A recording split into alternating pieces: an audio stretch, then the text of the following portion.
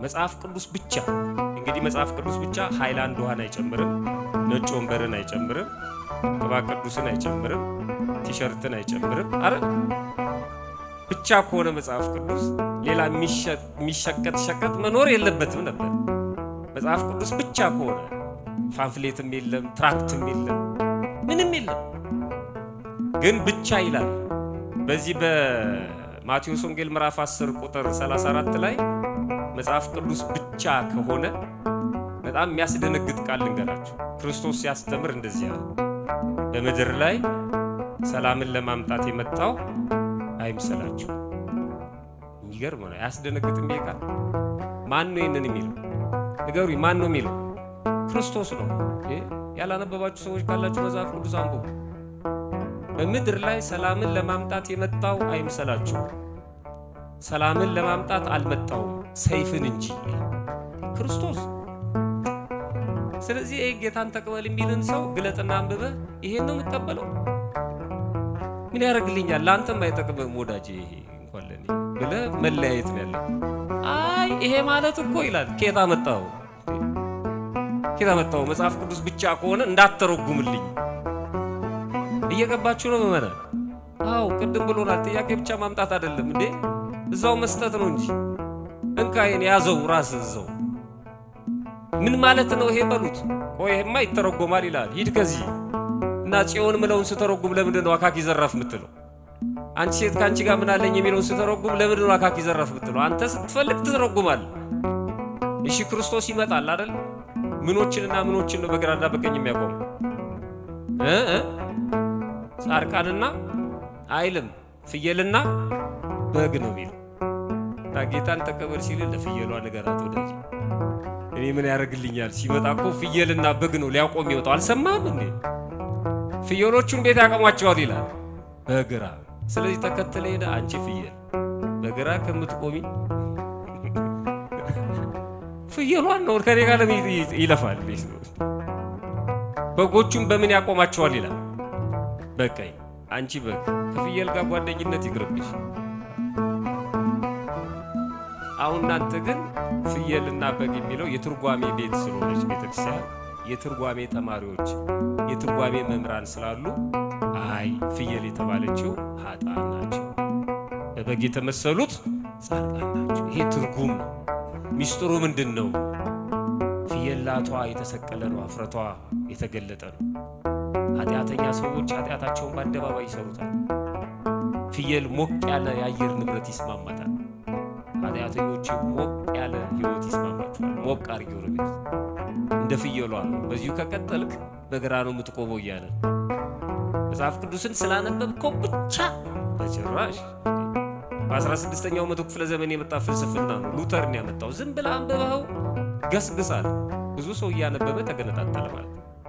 ነብይን በነብይ ስም የተቀበለ የሚለውን እኔን ነው ብሏል እኮ አንዱ ሰው። እኔ ነኝ እኮ ነብይ፣ እኔን ከተቀበልክ ነው የምትጸድቀው አለ። ኮሽ እንደዚሁ ነው በቃ። በራስ ዝም ብለህ የሚሄድ ነው። ብቻ የሚለው በጣም አደገኛ ነው። መጽሐፍ ቅዱስ ብቻ ይላሉ። ሁለተኛ መጽሐፍ ቅዱስ ብቻ አይደለም። መጽሐፍ ቅዱስ ብቻ ሳይሆን እምነት ብቻ ይላሉ። ክርስቶስ ብቻ ይላሉ። ምስጋና ለእግዚአብሔር ብቻ ይላሉ። ይገርም። እነሱ ግን ጥርግ አድርገው ነው የሚወስዷት ለራሳቸው። ሞቅ ያለ ጭብጨባ ሁሉ አይቀራቸውም ለነሱ ማለት ነው። ገንዘቡን ይወስዱታል፣ እግር መሳሙን ይወስዱታል። ሁሉንም ለእግዚአብሔር ብቻ አይደለም። ምስጋና ለእግዚአብሔር ብቻ አይደለም። መጽሐፍ ቅዱስ ለሁሉ የሚገባውን አስረክቡ፣ ግብር ለሚገባው ግብርን፣ ቀረጥ ለሚገባው ቀረጥን፣ መፈራት ለሚገባው መፈራትን፣ ክብር ለሚገባው ምን ስጡ ይላል። በቃ መጽሐፍ ቅዱስ እኮ ነው የሚነግረን ለሚገባው። አላያችሁትም? ከንቲባውን ቤተክርስቲያን ስታከብረው ከንቲባ ስለሆነ እኮ ነው። ከናንተ በልጦ አይደለም። ማዕረጋል ሰው ነው። ከኛ እምነትም ውጪ ነው። ግን የዚህች ከተማ አስተዳዳሪ ነው። በዚህች ከተማ ነው የምንኖረው። ሰጣ፣ ክብር ሰጣ። ግን ስርዓቱን በጠበቀ መልኩ ወደ ታቦቱ ሳይቀርቡ የሚገባውን መልእክት አስተላልፎ ሄዷል። እንደ ለነዋሪዎች የሚገባውን ማለት ነው። ክብር ስጡ ተብለን ነው። አይ ይሄ ታቦተ ጉዝ እያለ ማንም ሰው እዚህ መጥቶ መናገር አትልም እንዴ? ቤተክርስቲያን እንደዚህ አትልም። የሚገባውን ለሚገባው አስረክብ ነው የምትለው። መቅደስ ውስጥ ግን አታስገባው። ስጋው ደግሞ ግን አታቀብለውም። አምኖ እስኪመጣ ድረስ ተጠብቀዋለች። ይሄን ማድረጉ ኃጢአት አይደለም። ከዚህ ቤተክርስቲያን የተማርነው ሁሉንም እንደየሚገባው እንግዳ ተቀባይ እኮ ነች ቤተክርስቲያን። የኔን እምነት ካልተከተልክ እገላለሁ አላለችም እኮ። ከነ እምነቱ የተቀበለች ሀገር እኮ ነች። የሚገባው ብቻ የሚል ነገር የለም። በጣም የሚያሳዝነው እኔ ይሄ በጸጋ ድናቸዋል የሚለውን ቃል በጣም ባጭሩ ለማስቀመጥ ድነትን ለሁለት ከፍሎ ማየት ያስፈልጋል። የመጀመሪያው ያለቀ የተፈጸመ ድነት አለ። ማይፈጸመው ክርስቶስ ምን አድርገንለት? ምንም። ቅድም እንደተነገረው ከቀድሞ የአዳም በደል ሁላችንም ነፃ ወጥተናል። የሚያምነውም የማያምነውም በአዳም በደል አይጠየቅም። ሁሉም ምን አድርጎ ነው ያን ድነት ያገኘው? እንዲሁ በነፃ። ጸጋ ማለት ስጦታ ነው። ዝም ብሎ አዳነን አምላካችን። ይሄ ተፈጽሟል፣ አለቀ።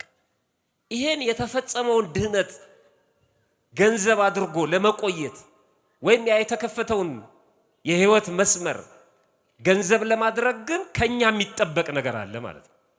ከኛ የሚጠበቅ ነገር አለ። እሱ ሁለተኛው የድነት ጉዞ ነው። መጽሐፉ የሚለው ይሄንን ነው። ሁለቱንም አስቀምጦልናል። አንድ ጥቅስ ብቻ ላንብብና ላጠቃል። አንደኛው ቅድም ከጥያቄው ጋር የተገናኘ ነው። በኤፌሶን መልእክቱ ምዕራፍ 2 ቁጥር 8 ላይ ጸጋው በእምነት አድኗቸዋል፣ ይሄ የእግዚአብሔር ስጦታ ነው እንጂ ከናንተ አይደለም። አድኗቸዋል ማለት ያለፈ ነው ወይስ የሚመጣ ነው? ንገሩኝ። አድኗቸዋል ሲል አልፏል ወይስ የሚመጣ ነው? አልፏል። አድኗቸዋል ያለው ጸጋው በእምነት አድኗቸዋል፣ ይሄ ከናንተ አይደለም። ክርስቶስ መጥቶ ያዳናችሁ ከናንተ የሆነ ነገር ተገኝቶ አይደለም። እናንተ ሱባኤ ስለገባችሁ፣ ስለጾማችሁ፣ ስለጸለያችሁ፣ ይገባናል ስላላችሁ አይደለም። ማንም ሰው ሳያስገድደው ነው። 5500 ዘመን ሲፈጸም ከልጅ ልጅ ተወልጄ አድንሃለሁ ያለው ያን ፈጸመ። ማንም ሳያስገድደው እንዲሁ ነው የሰጣችሁ። ማንም እንዳይመካ ከሥራ አይደለም። ክርስቶስ መጥቶ የተሰቀለው በእኛ ሥራ አይደለም፣ በእኛ ጾምና ጸሎት አይደለም። ማንም እንዳይመካ እኔ ነኝ ያመጣሁላችሁ ማለት አይችልም ክርስቶስ። ይኸውላችሁ አሁን ስብከተ ወንጌሉ እና የደብሩ ጽሕፈት ቤት መምህራንን ከአዲስ አበባ አመጣ።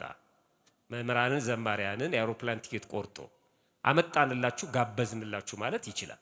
ክርስቶስን ያመጣው ማን ነው ወደዚህ ምድር? ማንም። ከሥራ አይደለም ማለት እንዲሁ ያለ ይሄንን የነገረን።